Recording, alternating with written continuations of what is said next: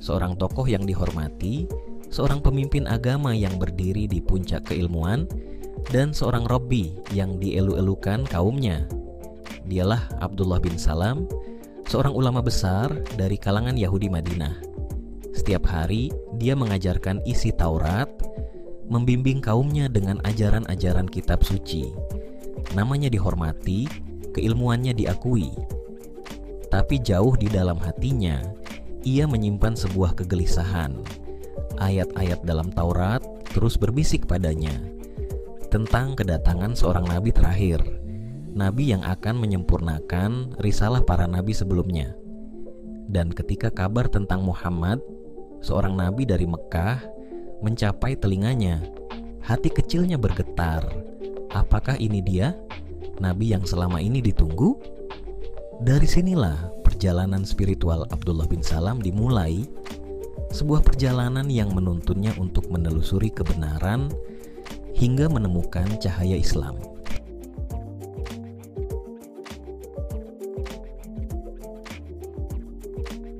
Abdullah bin Salam adalah seorang sahabat Nabi Muhammad. Nama aslinya Hushain bin Salam bin Harits. Kisahnya bermula sebagai pemimpin agama Yahudi di Madinah. Sebagai seorang Rabbi yang dihormati, dia memahami isi Taurat dengan sangat mendalam. Taurat itu menyimpan kabar besar tentang datangnya nabi terakhir. Ketika kabar kedatangan Nabi Muhammad sampai padanya, Abdullah tidak tinggal diam. Dia mencari informasi, mencatat, dan mencocokkannya dengan nubuat dalam kitab sucinya. Dalam hati, dia berkata, "Ketika saya mendengar kabar kehadiran seorang nabi utusan Tuhan, saya mengumpulkan informasi, mencatat tentang namanya, silsilahnya, sifat-sifatnya, waktu, dan tempat asalnya. Saya mencocokkan semuanya dengan kitab suci kami. Dan itu semakin menguatkan keyakinan saya tentang bukti otentik kenabiannya." Namun, dia menyimpan keyakinannya rapat-rapat karena dia tahu kaumnya tidak akan menerimanya dengan mudah. Setelah bertemu Nabi Muhammad, Abdullah bin Salam memeluk Islam. Dia menyerahkan seluruh hidupnya untuk kebenaran ini. Sayangnya, saat dia mengajak kaumnya untuk percaya pada Rasulullah, mereka menolaknya. Lebih dari itu, mereka bahkan menuduhnya pembohong hanya karena dia memilih Islam. Begitulah Abdullah bin Salam, seorang pencari kebenaran sejati. Dari seorang Rabbi menjadi seorang sahabat Rasul yang mengabdikan hidupnya untuk menyampaikan risalah Islam. Ketika Abdullah bin Salam mendengar kabar kedatangan Nabi Muhammad di Madinah, dia segera datang menemui Rasulullah. Dengan penuh keyakinan, dia berkata, "Aku akan bertanya 3 hal. Hal-hal ini tak seorang pun tahu kecuali seorang nabi. Apa tanda pertama dari hari akhir? Apa makanan pertama yang dimakan oleh penghuni surga?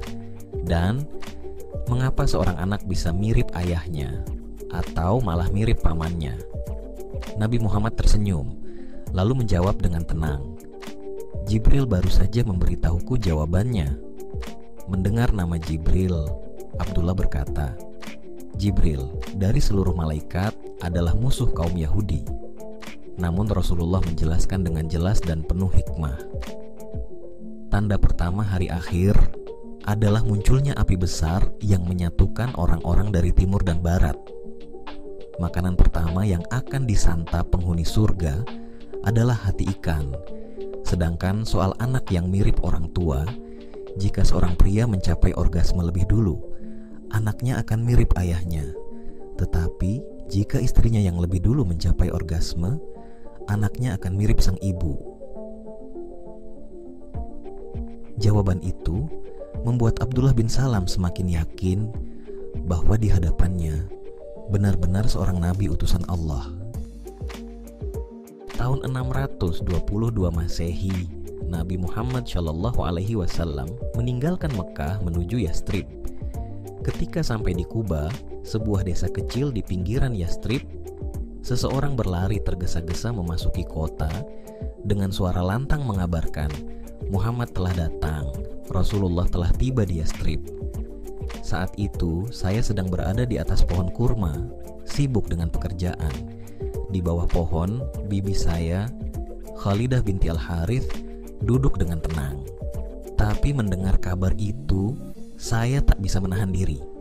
Saya berteriak, Allahu Akbar, Allahu Akbar.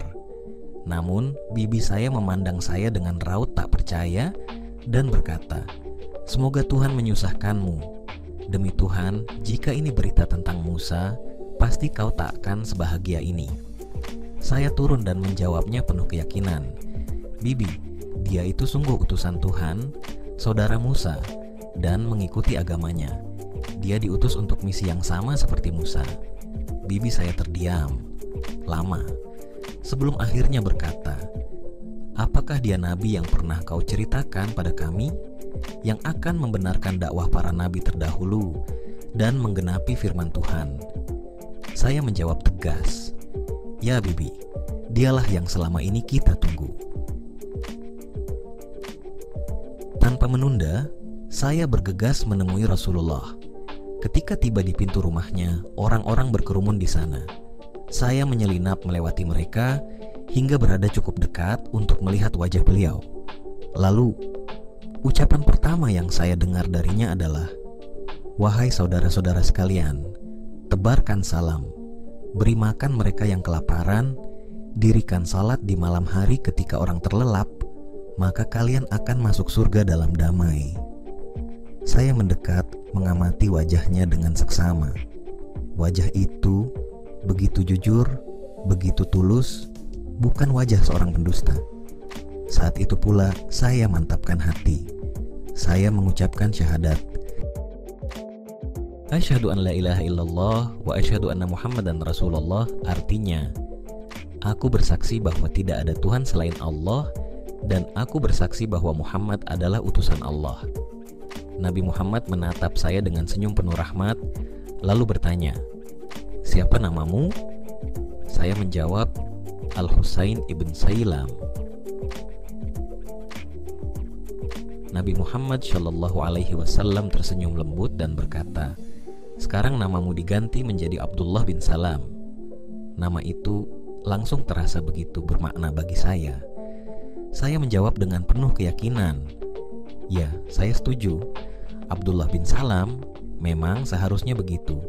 Demi dia yang telah mengutusmu dalam kebenaran, saya tak ingin memiliki nama lain setelah hari ini. Saya pulang ke rumah, memperkenalkan Islam kepada istri, anak-anak, dan semua orang di rumah. Bahkan kepada bibi Khalidah yang sudah lanjut usia. Saya meminta mereka menyembunyikan keislaman kami hingga saya mengizinkannya, dan mereka pun setuju. Namun ada sesuatu yang terus mengganggu pikiran saya. Saya kembali menemui Rasulullah dan berkata, wahai utusan Tuhan, orang-orang Yahudi itu suka mencela dan berkata dusta.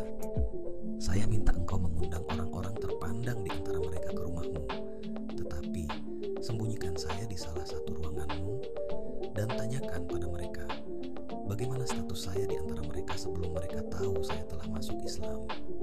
Setelah itu, ajak mereka masuk Islam. Karena jika mereka tahu saya telah memeluk agama ini, mereka pasti akan mencari kesalahan saya, menuduh saya keliru, dan menjatuhkan nama baik saya. Rasulullah setuju dengan rencana ini. Beliau menyembunyikan saya di sebuah ruangan. Kemudian beliau mengundang para pemimpin Yahudi yang paling berpengaruh. Dengan penuh hikmah, Rasulullah memperkenalkan Islam kepada mereka, mendesak mereka untuk percaya kepada Allah dan mengikuti jalan kebenaran. Perdebatan pun terjadi, argumen demi argumen terucap. Tapi Rasulullah tahu, hati mereka tak condong kepada Islam. Lalu Rasulullah bertanya kepada mereka, "Bagaimana status Al-Husain ibn Sailam di antara kalian?" Mereka menjawab serempak, "Dia adalah Sayyid kami, putra dari Sayyid kami. Dia adalah Rabbi kami, alim ulama kami, dan anak dari seorang Rabbi yang alim." Kemudian Rasulullah bertanya lagi, "Jika kalian tahu dia telah masuk Islam, apakah kalian juga akan masuk Islam?" Mereka terkejut lalu menjawab penuh penolakan, "Semoga tidak terjadi. Dia tidak mungkin masuk Islam. Semoga Tuhan melindunginya dari hal itu." Saat itulah saya keluar dari tempat persembunyian, mendekati mereka dan berkata, "Wahai orang-orang Yahudi, sadarilah keberadaan Tuhan dan terimalah risalah yang dibawa Muhammad. Demi Tuhan, kalian semua tahu bahwa dia adalah utusan Tuhan. Nama dan sifat-sifatnya tertulis jelas dalam kitab Taurat kalian. Demi diri saya sendiri, saya bersaksi bahwa dia adalah utusan Tuhan. Saya percaya sepenuhnya pada kebenarannya, dan saya mengenalnya dengan hati saya."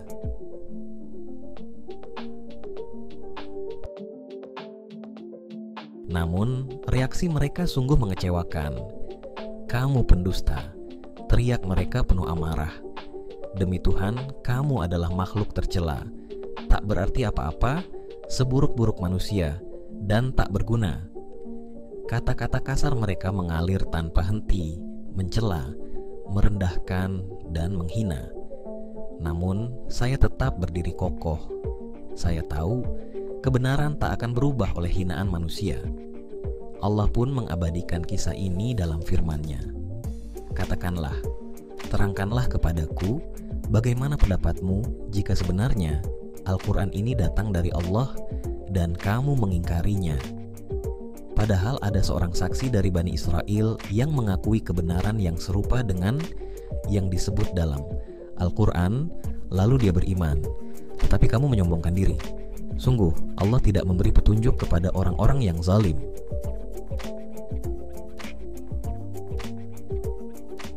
Al-Ahqaf ayat 10. Ayat ini menjadi saksi abadi bahwa kebenaran hanya dapat diterima oleh hati yang terbuka, dan kezaliman hanya akan membawa kesesatan.